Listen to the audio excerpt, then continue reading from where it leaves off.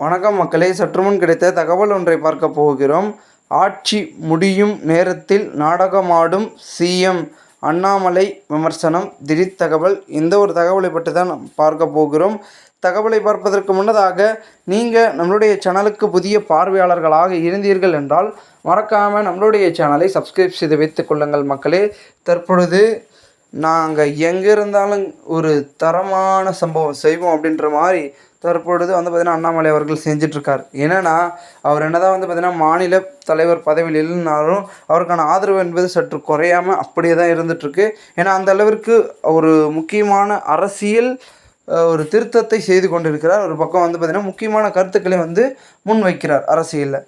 அப்படின்ற மோசல் அண்ணாமலை அவர்கள் என்ன சொல்கிறாருன்னா, மக்கள் வரிப்பணத்தை சிஎம் ஸ்டாலின் அவர்கள் விளம்பரங்களுக்கு வீணடித்து கொண்டிருப்பதாக அண்ணாமலை அவர்கள் பார்த்திங்கன்னா ஒரு பக்கம் சாடியும் பேசியிருக்கிறார்.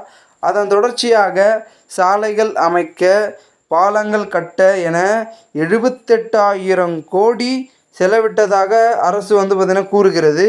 ஆனால் பல கிராமங்களில் இன்னும் சாலை வசதிகள் செய்யப்படவில்லை என்றும் பார்த்திங்கன்னா அவர் பார்த்திங்கன்னா அண்ணாமலை அவர்கள் பகிரங்கமாக விமர்சித்துள்ளார். மேலும் 4.5 ஆண்டுகளாக ஒன்றும் செய்யாமல் ஆட்சி முடியும் நேரத்தில் உங்களுடன் ஸ்டாலின் என்று நாடகமாடுவதாகவும் பார்த்திங்கன்னா சாடியும் பேசியிருக்கிறார். இதில் இருந்து என்ன தெரிகிறது, இவர்கள் நாடகம் ஆடுவது தான் பார்த்திங்கன்னா நமக்கு அப்பட்டமாக தெரிகிறது அப்படின்றத பார்த்திங்கன்னா சொல்கிறாங்க. ஏன்னா பார்த்திங்கன்னா ஆமாங்க, இப்போ பார்த்திங்கன்னா ரோடு இல்லாத இடத்துல கூட ரோடு போட்டிருப்பாங்க. போட்டு பார்த்திங்கன்னா ஸ்டாலின் அவர்கள் பார்த்திங்கன்னா இருந்து தமிழக அரசு அந்த இது போட்டு ஒரு 4-5 எழுத்துக்களை போட்டு ஒரு போர்டு ஒன்று வச்சுருப்பாங்க. கண்டிப்பாக எல்லா இடத்துலையும் இருக்கும். இப்போ கூட நம்ம ஏரியா சைட்லாம் அந்தமாதிரி பண்ணிகிட்ருக்காங்க. ஸோ கண்டிப்பாக தமிழகம் முழுவதும் பண்ணிகிட்ருக்காங்க.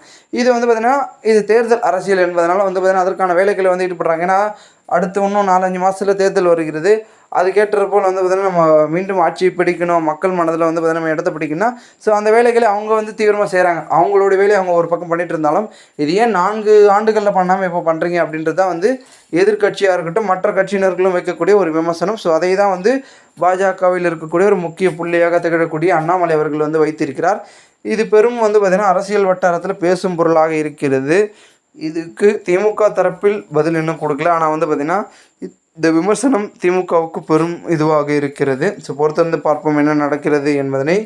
இந்த ஒரு தகவல் அரசியல் வட்டாரம் பேசும் பொருளாக இருக்கிறது. இந்த தகவலை குறித்த பொதுமக்கள் உங்களுடைய கருத்துக்களை கமெண்ட் மூலமாக தெரிவிங்கள்.